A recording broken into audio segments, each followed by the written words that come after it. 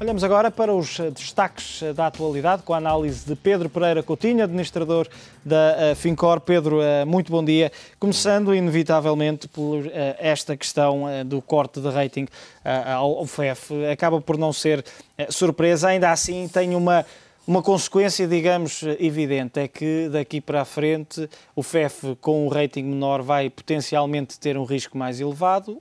Logo, os investidores vão exigir mais para comprar essa dívida e quem precisar do dinheiro do FEF também vai pagar mais, que é o caso português. É verdade. O corte do rating desta série de países dentro da zona euro, a rapidez com que ele se espalha e a dificuldade que a zona euro tem tido em criar uma solução que permita conter este efeito de contágio. E, portanto, à medida que o fundo de estabilização vai aumentando em montantes e que se dá este efeito de contaminação, porque as economias mais fortes vão tendo que contribuir cada vez mais e vão estando cada vez mais contaminadas pelo risco que vão assumindo das economias ou com os planos de resgate às economias mais frágeis. E, portanto, o risco é de facto sistémico e a probabilidade de haver um corte de rating de outra agência é elevada, sobretudo da Moody's, que diz que concorda inteiramente com a metodologia. E, portanto, os efeitos depois, em termos da banca, são muito penalizadores, porque há também cortes de rating pela exposição da banca aos mercados europeus e aos Estados soberanos em que se inserem, dão origem a um corte quase imediato e, portanto, veremos seguramente a banca de sofrer um corte de rating e o custo de financiamento em toda a zona euro, através do fundo de estabilização, através da zona da banca, vai aumentando. Mário Draghi ontem traçava alguns cenários, um deles, e acaba por ser, até porque já levantou alguma polémica no passado, a dizer que uma das soluções para se manter o rating ou para se voltar a ter o rating novamente em AAA será que os países AAA, os que ainda sobrevivem, 4, terão que aumentar a sua intervenção, ou seja, o dinheiro que fornecem ao fundo terão que aumentar. Parece que a Alemanha estará, mesmo perante esta situação já quase limite, estará interessada em aumentar esse financiamento. A Alemanha não estará com certeza muito entusiasmada com essa ideia e é aquilo de que falávamos ainda há pouco. Ao aumentar o contributo para um fundo de resgate, vai colocar o seu próprio rating AAA em causa, porque vai aumentar mais a exposição que tem a dívida de países que estão numa situação difícil e, portanto, vai contaminar ainda mais o rating do país e, portanto, é uma solução que talvez à primeira vista boa para o fundo em si, manter a manutenção do fundo ou do rating do fundo ou recuperação do rating AAA no fundo, mas atenção, porque o rating soberano da Alemanha, ao contribuir mais para o fundo, vai ser mais um fator a pesar negativamente no seu rating e, portanto... Portugal vai conseguir fugir a esta bola de neve? Portugal está altamente disposto a esta bola de neve, daí o corte significam no mais rating dificuldades também. para a própria economia?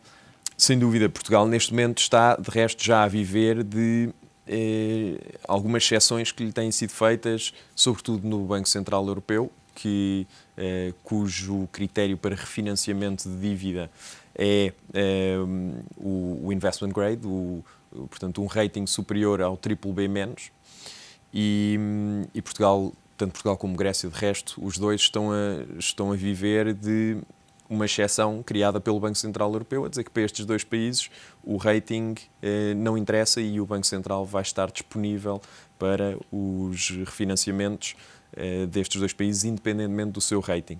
Mas no que diz respeito, por exemplo, aos principais índices de dívida soberana, Portugal neste momento está definitivamente fora de todos os principais índices de dívida soberana, ou seja, os grandes investidores em dívida soberana que acompanham estes índices vão ser muito provavelmente, pelos seus critérios de elegibilidade de investimentos, forçados a vender, aqueles que ainda não o tinham feito, forçados a vender a dívida que teriam de Portugal. E, portanto, vamos reduzindo o leque de investidores disponíveis para nos financiar, o que é altamente penalizador, que é aquilo de que mais precisamos e mais dificuldade temos tido em obter neste momento, que é o financiamento. Uma nota rápida para outra notícia que hoje faz destaque e que, de resto, como vimos, está a dar força aos mercados. A economia chinesa cresceu menos do que o esperado em 2011, ainda assim, um crescimento de 9,2%. Continuamos a ter aqui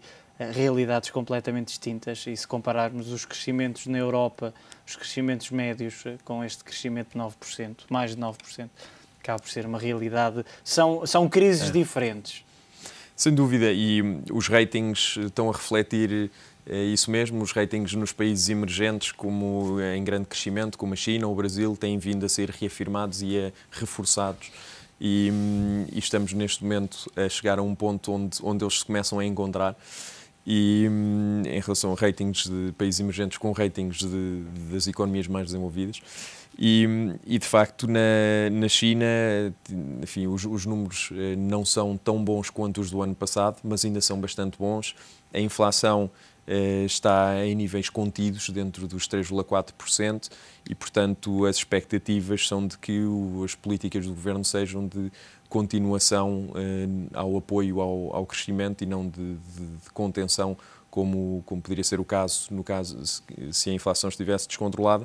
E, portanto, as perspectivas para a economia chinesa são boas, e houve alguns números bastante bons em termos de produção industrial e de vendas a retalho que justificam as perspectivas animadoras para a economia chinesa. Pedro, muito obrigado pela tua análise. Obrigado. Pedro Pereira Coutinho, administrador da Fincor. Altura para um curto intervalo. Não perca, na segunda parte, a que preços estão os combustíveis. Até já.